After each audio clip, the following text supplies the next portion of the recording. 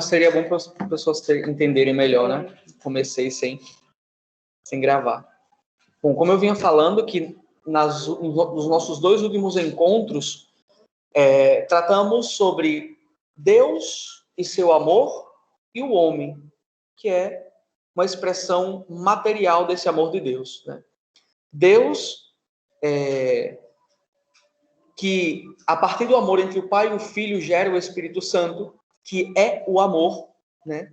E a partir desse amor trinitário gera e, na verdade, cria todas as coisas, inclusive o próprio homem, que é a maior obra da criação de Deus, né?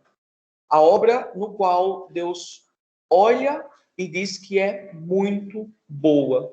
Deus olhou para o homem no 6º dia da criação e disse que era muito bom. Entretanto, nos dias anteriores, ele olhava para todas as suas realizações, todos esses atos de criação, e dizia que era bom, né? Mas, apesar de toda a bondade, há uma coisa que no homem, que não foi criada por Deus, senão que foi uma criação angélica, e que no homem tomou uma proporção incalculável. Essa coisa se chama pecado. De fato, o pecado é uma criação angélica. E há determinadas coisas que existem não porque foram criadas, senão que porque algumas coisas estão ausentes. Por exemplo, se tivéssemos a capacidade de fechar todas essas janelas, todas as entradas de luzes e apagar todas essas lâmpadas aqui, mas assim, vedar a sala inteira de tal modo que não entrasse um só raio de luz, essa sala estaria tomada de trevas, estaria em plena escuridão.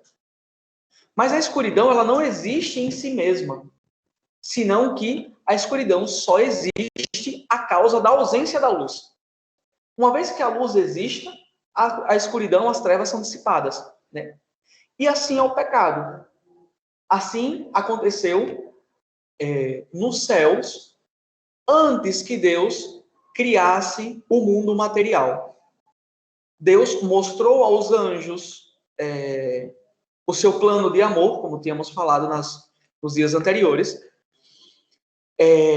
de fazer uma criatura e tomar a matéria dessa criatura e fazer-se semelhante a esta criatura. E os anjos serviriam a criatura e serviriam ao Criador feito criatura, digamos assim. Mas Lúcifer disse que não queria fazer isso. Disse que não iria servir a Deus no homem e o homem Deus. E aí houve uma batalha no céu, que por mais que vejamos aí São Miguel de armadura e espada e tudo mais, na verdade foi uma batalha intelectual, porque os anjos não são materiais. Era uma batalha de ideias, mais ou menos como a última guerra mundial. Mais ou menos como estamos vivendo agora, né? Batalha de ideias, uma batalha intelectual. As ideias de Satanás que tomam proporções contra as ideias de Deus. E assim aconteceu no céu. E esse ato de rebeldia de Lúcifer desterrou a 1/3 dos anjos. E esse terço de anjos foram precipitados aos infernos. E aí temos o nosso primeiro pecado. Entretanto, quando nos referimos à humanidade, ao ser humano, a Adão e Eva, nossos pais, os primeiros homens, o pecado deles se chama pecado original, porque foi o pecado deles que deu origem à desordem no mundo. Enquanto o pecado estava somente lá no coração dos anjos, no coração entre aspas, né? modo de falar. Enquanto essa rebelião estava no ser somente dos anjos, a coisa ainda estava tranquila. Só que, uma vez que adentrou no paraíso, desordenou absolutamente tudo, né?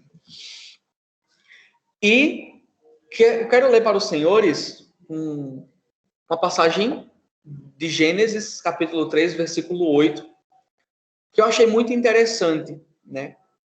Sempre lia em português e ontem tive a curiosidade de comparar com o latim e dar um sentido totalmente diferente. Eu vou tentar fazer uma tradução mais literal possível para que os senhores possam contemplar melhor tudo isso que vai falar aqui.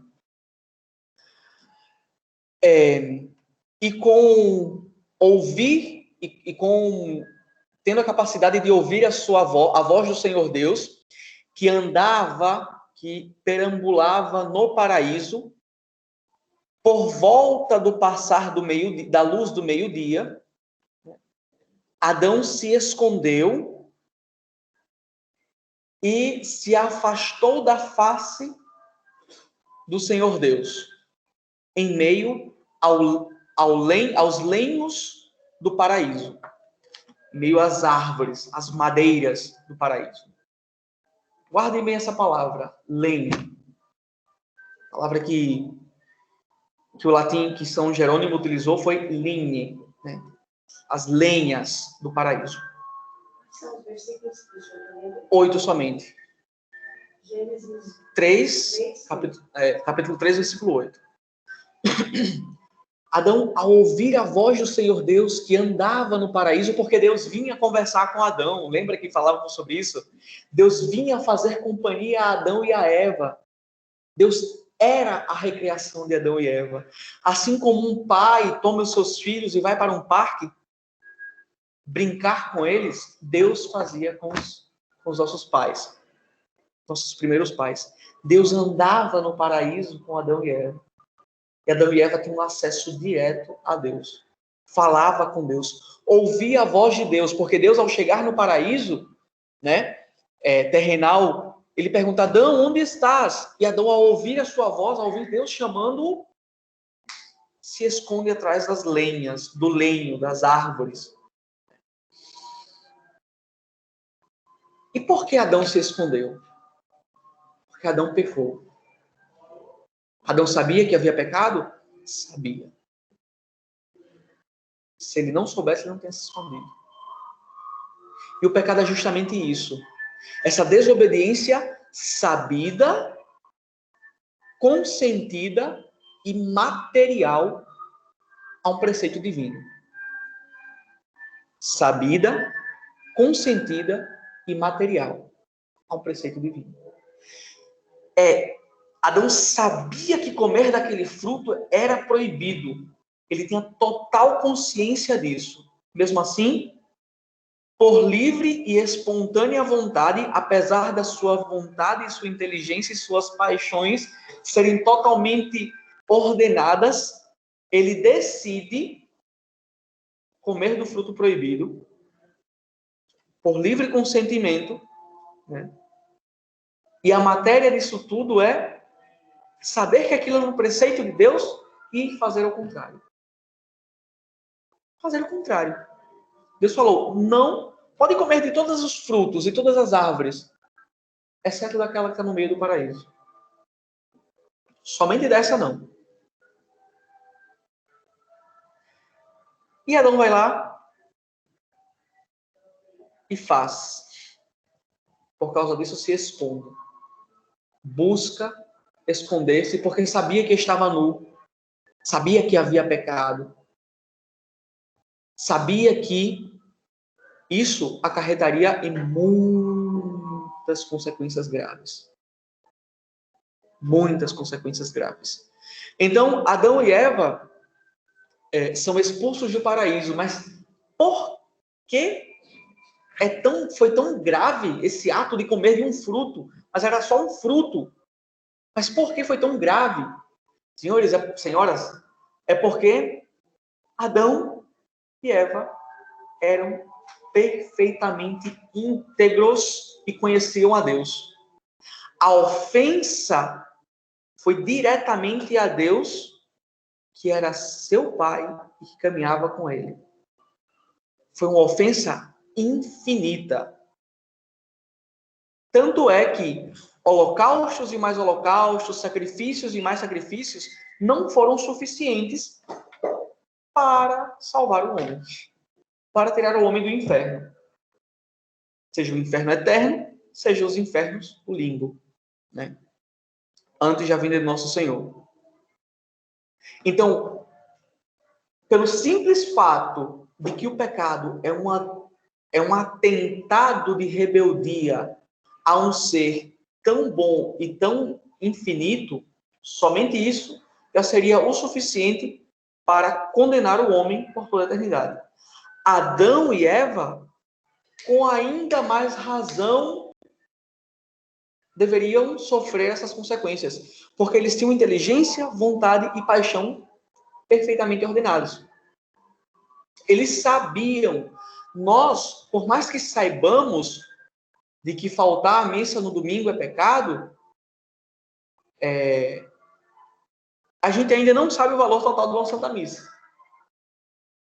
A gente ainda não sabe o quão preciosa é uma Santa Missa. Mas Adão sabia perfeitamente, o quão desordenado era aquele ato de comer do fruto. Nossa inteligência, pelo fato de que nascemos do pecado e no pecado, né, já vem obscurecida. Mas Adão não, e é isso que eu quero deixar muito claro para as senhoras. Adão não tinha esses problemas que nós temos. Adão não tinha isso. E não se consegue explicar o porquê Adão e porquê a Eva decidiram simplesmente dar as costas para Deus e tchau. E a consequência disso foi uma reviravolta em todo o mundo material.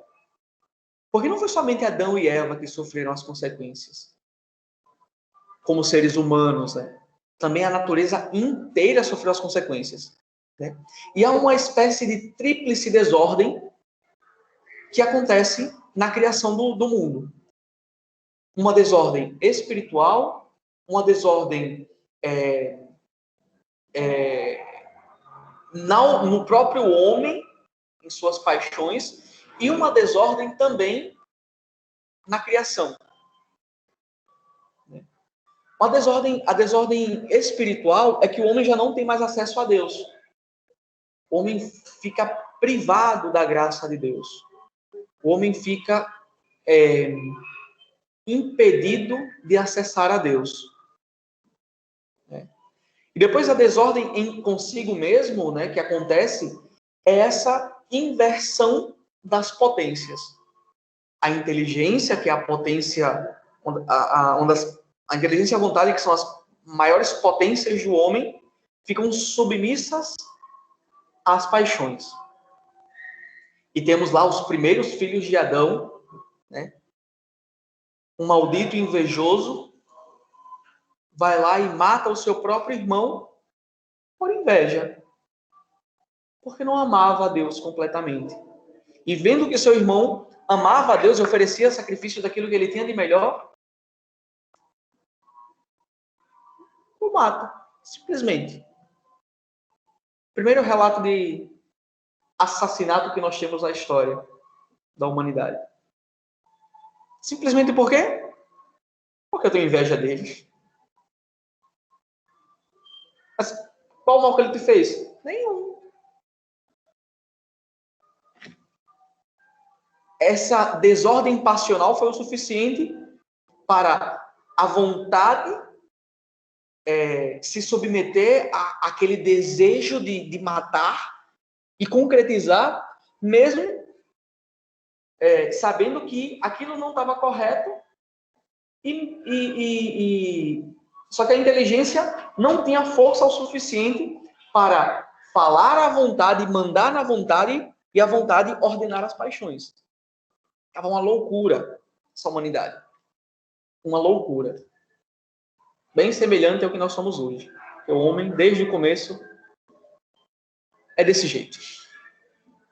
Desse jeito. Desordenado, rebelde aos mandamentos de Deus. Então tem também uma desordem na criação. Antigamente, até brinquei na primeira aula, né? Antigamente, o homem, inclusive todos os animais, eram veganos. Deus não criou os animais para comerem uns aos outros. Por isso que nós temos nas profecias, se não me engano, de Jeremias, ou de Isaías, que o urso pastará com o leão, o lobo comerá palha com a ovelha, a criança de peito colocará a mão no buraco da cobra e não será ferida. Isso aí é um prelúdio do que há de vir, mas já aconteceu no paraíso. Todos os animais eram submissos a Adão e a Eva, e eles não tinham problemas entre si. É que o leão ia lá comer o veadinho. Não, todos pastavam. Todos comiam frutos e ervas, inclusive o homem. Então, com o pecado de Adão, até os animais se tornam selvagens e insubmissos ao homem.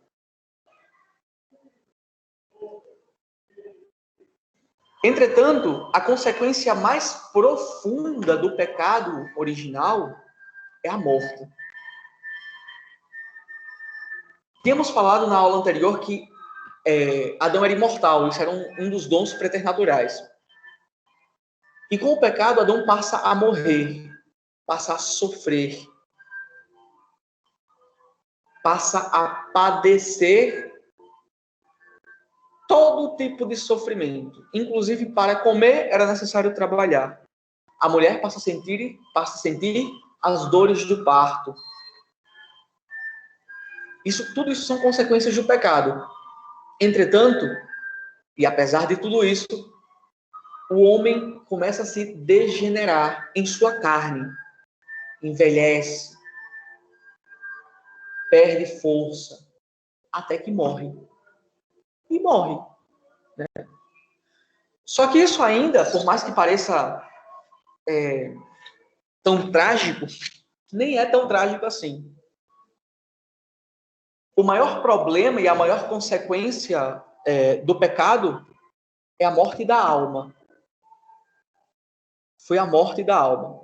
O homem, a alma humana, torna-se obscurecida, assim como aquela sala que projetamos no início, lembra? Escura, sem um raio de luz, sem absolutamente nada. Pura treva.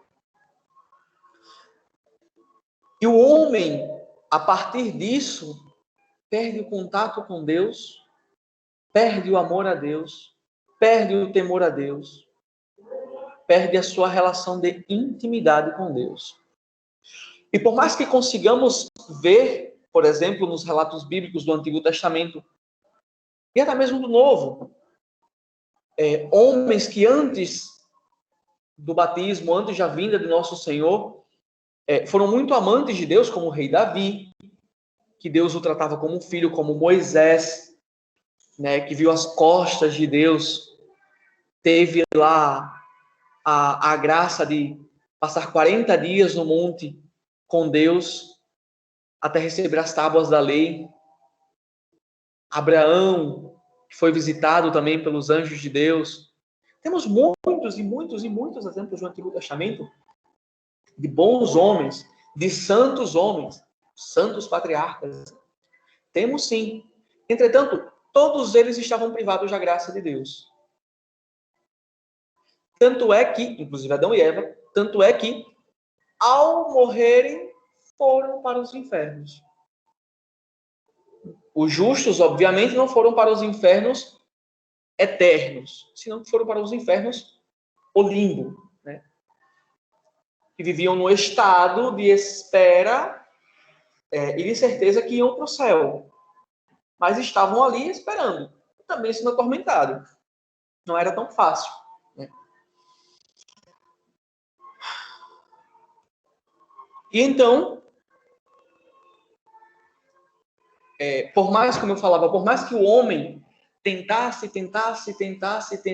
era inviável, era impossível ele chegar a Deus sem antes pagar a dívida de seus pecados.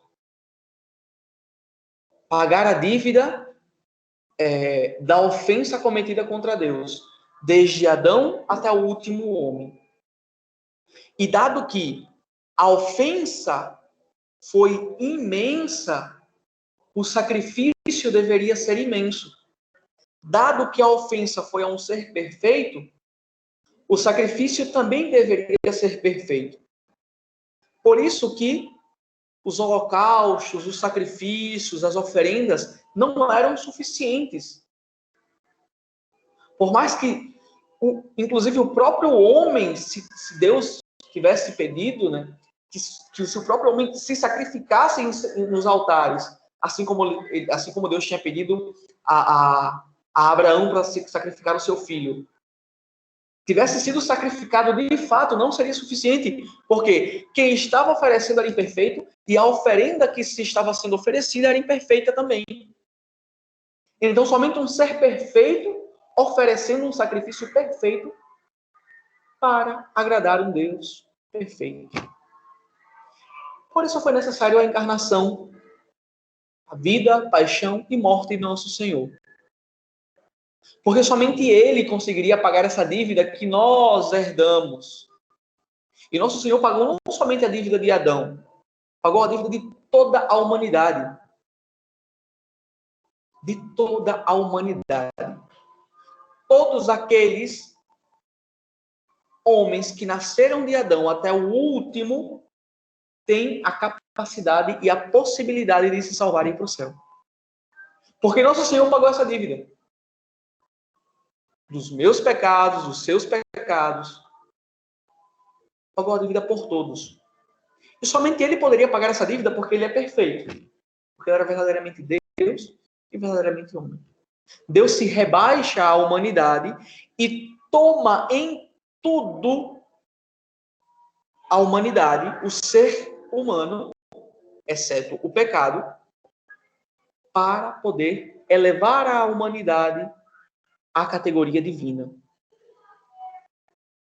E assim restituir a intimidade com Deus, a vida da alma, a graça santificante. E esse ser perfeito, ele de fato tomou em tudo as nossas dores. Tomou absolutamente tudo as nossas dores. Se pudéssemos de fato contemplar a nosso Senhor na cruz, veríamos aquele homem todo estraçalhado, destruído, moído. Só você ter noção, dava para contar os ossos de nosso Senhor. Você parando para imaginar isso?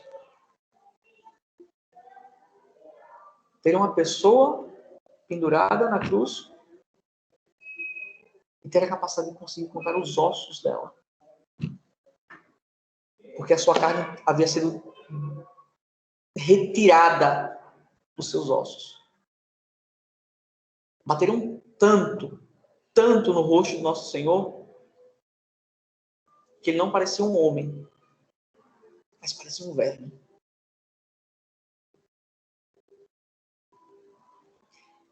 Colocaram uma coroa de espinhos na cabeça do nosso Senhor, que tinha um espinho que era tão grande, mas tão grande, que perfurava a sua frente e chegava ao seu olho.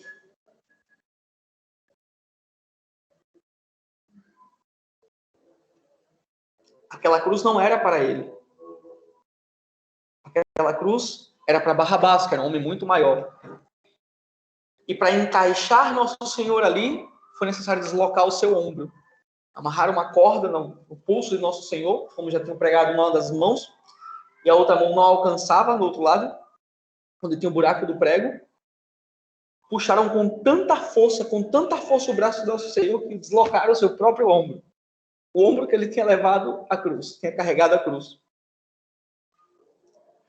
Somente um sacrifício de um ser perfeito conseguiria salvar a humanidade do pecado, da morte.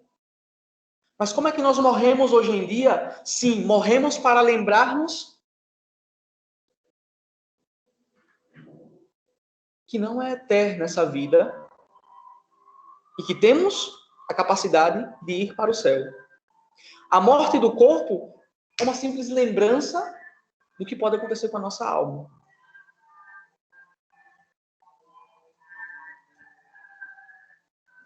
Do que pode acontecer com a nossa alma.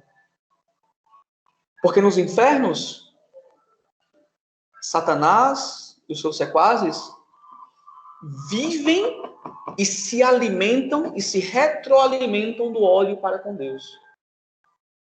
Enquanto nos céus é puro amor. Só subsistirá o amor. Ao contemplar a face de Deus, ao ver a Deus, ao estar com o anjo da guarda, ao ver Nossa Senhora, ao poder viver e ser divino junto a Deus. Mas o pecado nos tira isso. O pecado, ele mata.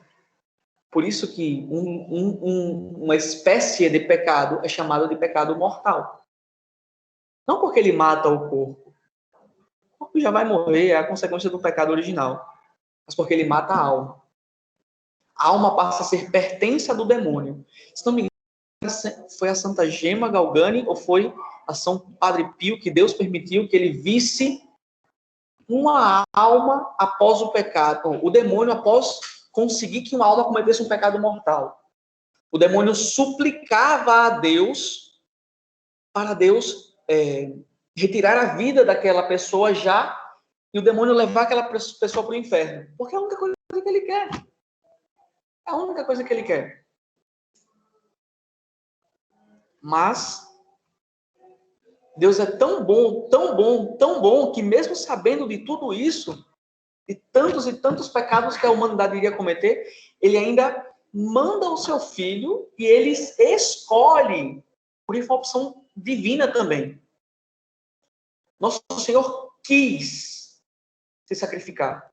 Nosso Senhor, sabendo de absolutamente tudo, falou, eu vou. Não me pediste sacrifícios nem oferendas, mas me destes um corpo. Eis que venho, Senhor. Eis que venho, ó Pai, para fazer a tua vontade. Nosso Senhor se entregou para livrar-nos do pecado mortal. E com isto, restituir-nos a intimidade com Deus através da graça santificante, que é um tema da próxima aula. E apesar de toda essa desordem de Adão e Eva, é muito bonito ver como Nosso Senhor ressuscita dentre os mortos e busca a humanidade caída representada em Adão e Eva. Há um ícone que depois eu vou compartilhar com os senhores, que mostra quando Nosso Senhor desceu aos infernos e pega na mão de Adão e Eva e os leva para o céu. Vitoriosos. Nosso Senhor já glorioso desce aos infernos. No credo em latim, nós rezamos isso, né? Em português, como é que é? A mansão dos mortos, né? Em latim a gente fala ad inferos, aos infernos. Foi aos infernos. E de lá ele tirou Adão e Eva. Pegou eles pela mão. Falou, vem, porque eu paguei essa dívida. Eu paguei essa dívida. E se Adão e Eva, que foram os que deram origem a toda desgraça do mundo, puderam ser perdoados e salvos. Imagina nós. Deus é muito bom. Deus ama demais a sua criatura. Demais. Dá chance ao pecador até o último instante. Até ele, por mais dilacerado que esteja, todo ensanguentado, sem conseguir enxergar direito, ao simplesmente ouvir: Senhor, lembra-te de mim quando estiveres no teu reino. Há um sussurro de um moribundo que teve uma vida totalmente desordenada. No último instante, nosso Senhor se alegra com isso e todo triturado fala: ainda hoje estarás comigo no paraíso. É muita bondade de um Deus.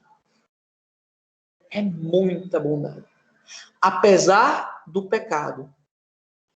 Apesar da desgraça.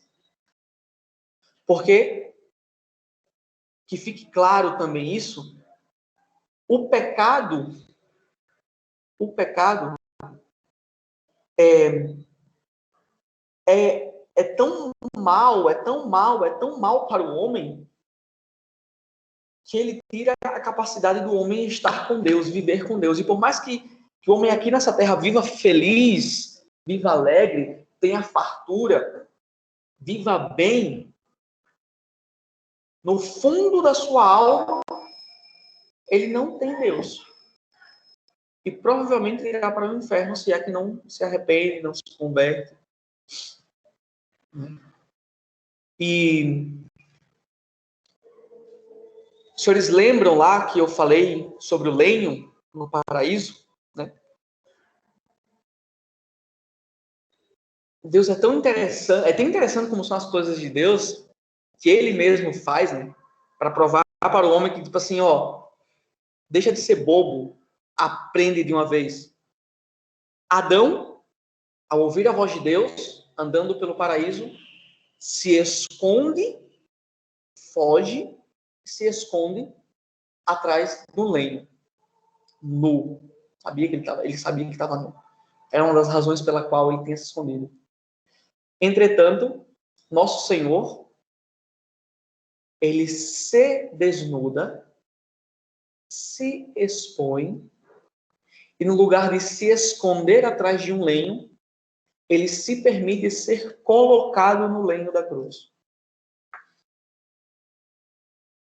Na Sexta-feira Santa, a igreja canta: eis o lenho da cruz, do qual pendeu a salvação do mundo. Da qual pendeu a salvação do mundo. Vinde e adoremos. Eis o lenho da cruz, da qual pendeu a salvação do mundo. E nosso Senhor ali, ele se transforma no novo Adão para fazer exatamente o contrário daquilo que Adão fez. Adão fugiu, Adão ficou nu, percebeu isso, fugiu atrás de um lenho. Nosso Senhor se desnudou, se mostrou, se expôs e quis ser colocado no madeiro. Quis ser colocado no lenho. Para unir o homem outra vez a Deus. Para que o homem pudesse ter a capacidade de outra vez olhar para os céus e dizer: Abba, Pai, papaizinho. Abba significa, não é simplesmente pai, é uma doçura de um filhinho que ele fala com o seu papai. É como dizer papaizinho, papito, papai, Abba. Eu vou enviar para os senhores essa imagem e um relato que a igreja todos os anos reza no Sábado Santo. É uma leitura do ofício de leituras, da liturgia das horas, de um relato de um autor desconhecido dos primeiros séculos da igreja, que fala sobre a descida de Nosso Senhor aos infernos e o salvamento de Adão e Eva. A primeira vez que eu rezei isso, era o quê? Umas 5 horas da manhã, na capela. Eu simplesmente paralisei, não conseguia pensar, não conseguia rezar mais nada que vinha na minha frente. Balbuciava, né? Porque eu estava lendo a liturgia na capela. Mas o sábado inteiro ficou isso na minha cabeça. E espero que os senhores possam ler e ver um pouquinho que, apesar do pecado de Adão ser algo monumental, de proporções colossais, a ponto de que toda a humanidade há centenas de anos, há milhares de anos, padece até hoje, não é o fim. Não é o fim. Há a graça divina que nos alenta, que nos conforta e que está aí para nos unir a Deus outra vez. Por isso é tão importante batizar as crianças o mais rápido possível. Porque, mesmo que aquela criança pareça ser tão inocente, de fato, ela é inocente. Entretanto, na sua alma está o pecado original. Ela está privada da graça de Deus. Como fala um padre amigo meu, sempre gostando de repetir muito o catecismo romano, ele dizia: essa criança é do Satanás. De fato é. Os amigos nossos tiveram um bebê, né, há pouco tempo atrás. E a gente, num grupo de WhatsApp, ele foi e perguntou a ela. Já estava com uma semana, né? Ele foi e perguntou a ela. Ela não tinha postado nada sobre o batismo, nem nada da criança. Ele coloca lá: quando é que você vai tirar essa criança das garras de Satanás? E os pais não se escandalizam com isso. Os pais não se escandalizaram com isso porque sabiam, né? Que aqui ele se referia e só estavam esperando ele ir lá para poder batizar a criança. Só que ele não sabia que ele ia celebrar o batismo ainda. Mas, de fato, uma alma em pecado mortal, seja esse pecado consentido já depois da consciência, seja através do pecado original de nascimento ali, pertence a Satanás. Entretanto, Deus, como disse o anjo de Portugal para os pastorzinhos, tem desígnios de misericórdias para nós. E é por isso que ele morreu no lenho para salvar-nos da morte eterna, não da morte corpórea, porque senão deixaríamos de morrer ainda aqui, né? Mas da morte eterna, e dar-nos outra vez a graça de sermos chamados filhos de Deus. Alguma pergunta? Alguma colocação? Vamos.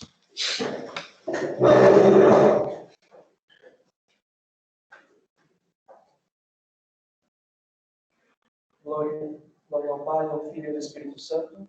O Pai no princípio, agora e sempre. Amém.